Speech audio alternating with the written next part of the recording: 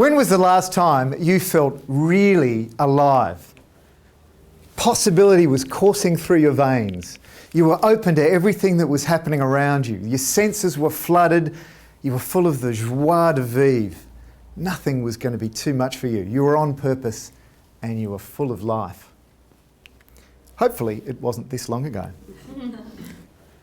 But I'm prepared to suggest that it wasn't last time you were commuting to work. Because sadly, very sadly, our workplaces are designed to make us feel more like this. They're characterised by stress and overwhelm, by worry, by expectations unmet, by increased competition, global 24/7 connectivity.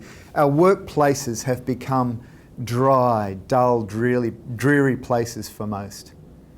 And it's not good enough. You see, human beings aren't machines. We're so much more than that. We're full of love, we're full of life, we're full of possibility. We're designed for great things. So why is it that the corporate world is designed to keep us small, like cogs in a machine perhaps? Now I think it's no wonder that you've seen a rise in the popularity of the zombie movie genre lately. Does anyone like zombie movies? I don't like them that much, they scare the out of me. But they're becoming quite popular. And I think it's because of this. Because we can relate to them, we can see ourselves in the zombies. It's no longer the walking dead, it's become the working dead. And something's got to change. In fact, it was the Dalai Lama that said, when asked what surprised him most about mankind, he said, well, they give up their health to make money. And then they sacrifice their money to regain their health. They spend so much time worrying about the past or the future that they forget to live in the present. And the result is that they end up living as if they're never going to die and dying, never having lived. Well, I say bugger that. It's time to do something about it. Let's live a little. Let's overcome this situation where our workplaces are characterised by uninspired and uninspiring leaders, by people who just don't want to be there. They're unmotivated. They're only there for the paycheck. Cultures that stifle creativity and growth. Decisions, if made at all, they're poorly made. They're made for the wrong reasons and they're second-guessed after the fact. And basically they're just places people don't want to be because the work itself is inherently unsatisfying. So, let's do something about it. Let's create a workplace more like this. Inspiring leadership. Self-motivated employees who want to be there and they're driven to succeed. A framework exists for making wise decisions, decisions that are good for all stakeholders. And once they're made, you just know that was the right thing to do. Cultures that encourage creativity and growth and satisfying work so that people can start to live fully. The Persian poet and philosopher Khalil Gibran said it beautifully when he said, "To work with love is to weave the cloth as with thread drawn from your own heart, as though your beloved was going to wear that cloth." It's a beautiful vision for work, isn't it? See, I don't know who separated work from life. It happened somewhere along the way, and it's a shame. Because we seem to park ourselves at the door and we work in one way and we try to live in another way. But with work-life balance out the window these days and with integration of work into our lives so fully, we carry it over. So if we're not living in our workplace, the result is that we're not living fully in our lives. We take problems home, we behave with the children perhaps as we would with unruly employees. It's just a no-win situation. But there is a solution. Where do we look? Perhaps here.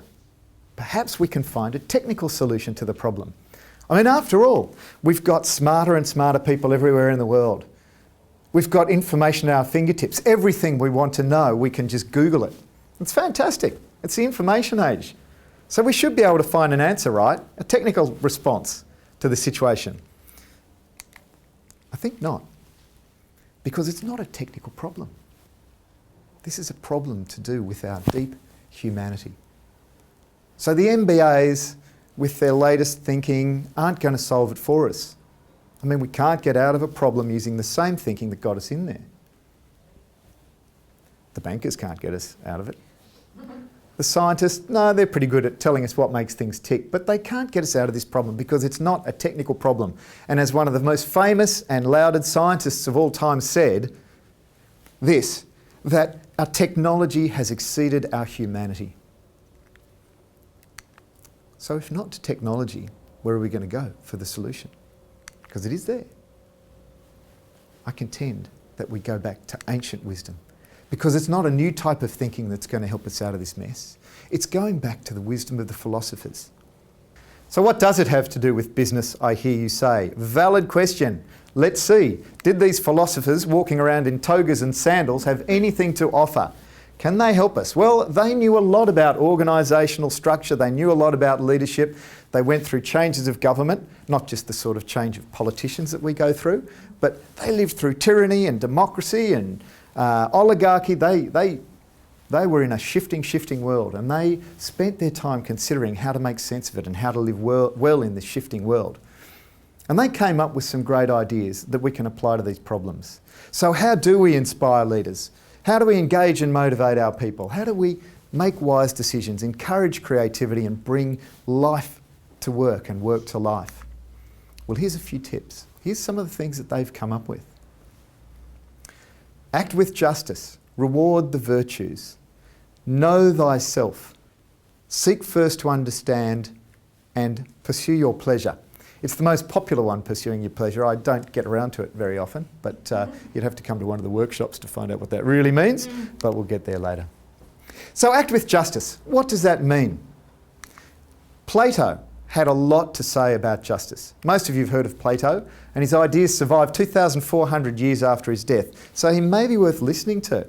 And he had a lot to say about justice. It was fantastic. And one of the most practical things that Plato said was that you can't judge and act as just or otherwise by the outcome. Makes sense, doesn't it? Because we can make a decision, we don't know what's going to happen down the track. It's out of our control. But he said that an act which is done with wisdom at heart, i.e. it's not done for selfish motives, it's not done for petty desire, to satisfy petty desires, but it's done with the good of all in mind. He said that act is just no matter what the outcome. Now, I don't know about you, but I reckon that's a great relief. That means that we don't have to worry about the outcomes. We just incorporate wisdom in our lives, and the decisions that we make will be wise. He gave us a little bit further guidance and some things to look out for. So he calls these the tyrants of injustice. Anger, fear, jealousy, desire. These are all human emotions, and we all have them, right? These things come up. What Plato said was when these dominate, then injustice cannot rise. Think about some of the workplaces you've seen or you've heard about. Anger, jealousy, desire, fear. Fear's a big one. Unfortunately, a lot of our workplaces have a lot of fear and command and control type leadership.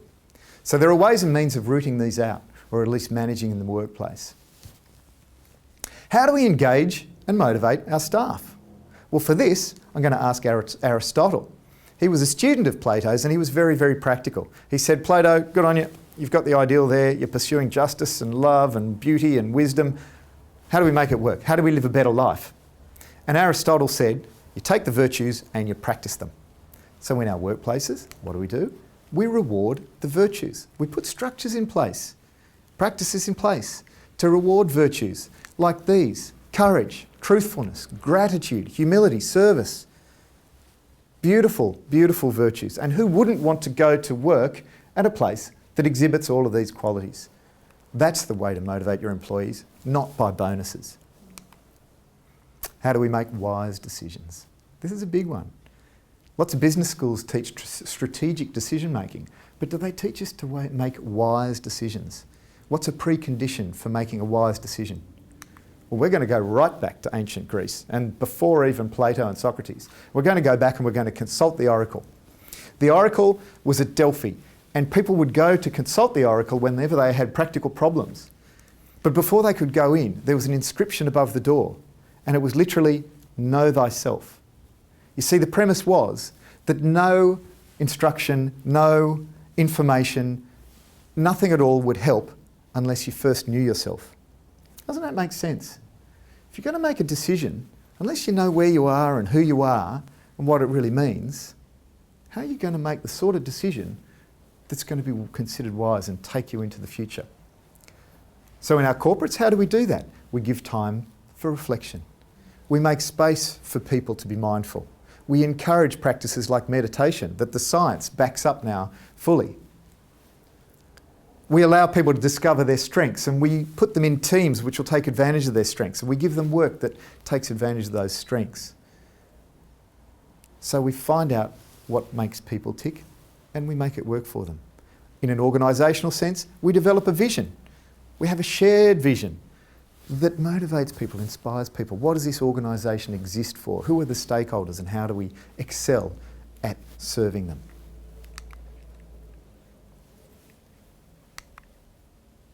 How do we encourage creativity and growth? Has anyone ever been in a business meeting where the paradigm is being right, where people are opinionated and all they do is spend their whole time trying to convince you that they're right, that this is the way we do things around here? No, don't come up with anything new because we've always done it this way and it works, or it doesn't work, as the case may be. For this, we're going to go to Socrates. You've probably all heard of the Socratic method. It's a beautiful way of holding a conversation, very, very important to philosophy. So the Socratic method basically seeks first to understand. You go into a conversation or a meeting, and this is a beautiful way to run business meetings. Go in with truth being the aim, what's really important being the aim, not a desire to impress or desire to be seen as to be right. And they can be conducted, there are some simple rules for conducting Socratic meetings. You have to be willing to be refuted. You have to listen. You have to ask good questions. You have to follow the answer. A beautiful way of having business meetings and stimulating creativity. It's where it comes to the fore. How do we bring more work, more life to our work? How do we bring it to life? Well, this is where we go to one of the most popular philosophers of all, Epicurus. You've all heard of Epicurus. You know, wine, women, song, wine, men, song, depending on the audience. Fantastic stuff. People love this because basically Epicurus based a philosophical movement on the premise that you should pursue your pleasure. Just pursue pleasure and you'll be right. That's the way to a good life. Now, before you start booking your tickets to Ibiza or the Gold Coast or whatever you prefer, it's a little more subtle than that. But if you do want to find out what this really means and how to live a better life pursuing your pleasure, you will have to come to one of the workshops. We explore this in far more detail there. So, thank you very much for your attention here. I'd like to put out a call for you all to join me and to engage in philosophy. Become full of the wonder of what it means to be a human being, and put this into practice in your workplaces. Be inspiring. Enjoy being in the workplace. Motivate your employees if you have them. Make wise decisions. And by bringing the wisdom of philosophers to work, you'll bring more life into the workplace. You'll bring your business to work, and you'll bring more life into the business of life as well. Thank you very much.